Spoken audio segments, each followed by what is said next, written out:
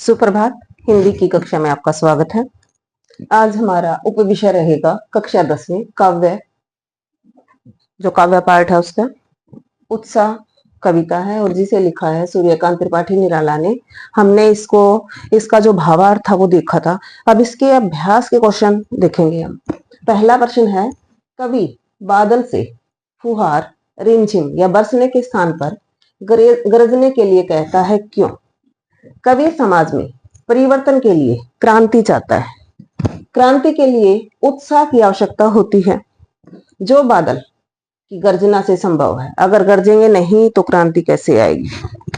रिमझिम या फुहार से नहीं, इसलिए कवि बादल को गरजने के लिए कहता है।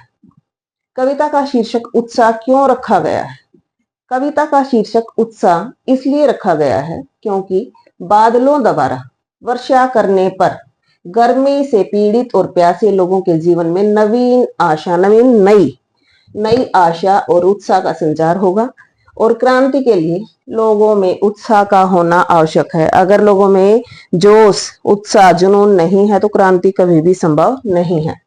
कविता में बादल किन किन अर्थों की ओर संकेत करता है? कविता में बादल निम्न अर्थों की ओर संकेत करता है।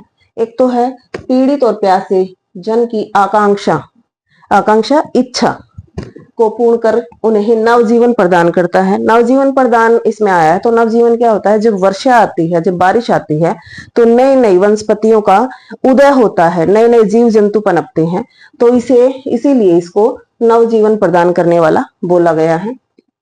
पीड़ित नई कल्पना को जागृत करने वाला है, नई नई लोगों में कल्पना का संचार होता है, क्रांति और चेतना को लाने वाला है। जो ये कवि हैं सूर्यकांत त्रिपाठी निराला, ये छायावाद के कवि और छायावाद के मुख्य 4 कवि माने गए हैं, 4 स्तंभ माने गए हैं। जयशंकर प्रसाद, सुमित्रानंदन पंत, महादेवी वर्मा और सूर्यकांत त्रिपाठी निराला। ये चौखड़ी ऐसी है जो छायावाद का आधार है। तो छायावाद में है क्या? छायावाद किसे माना गया है? किसी कविता के भावों की छाया। कविता जो कवि बोलता तो कुछ है लेकिन उसका जो भाव है, जैसे इसमें बोला तो बादलों को है कि विध्वंस कर दो, विप्लव कर दो, नए जीवन का संचार कर दो, लेकिन जो कवि वास्तव में जो बोलना चाहता है वो जनमानस को जागृत करना चाहता है कि तुम उठो, सोने का समय नहीं है, तुम्हें आगे बढ़ना है, समाज में क्रांति लानी है।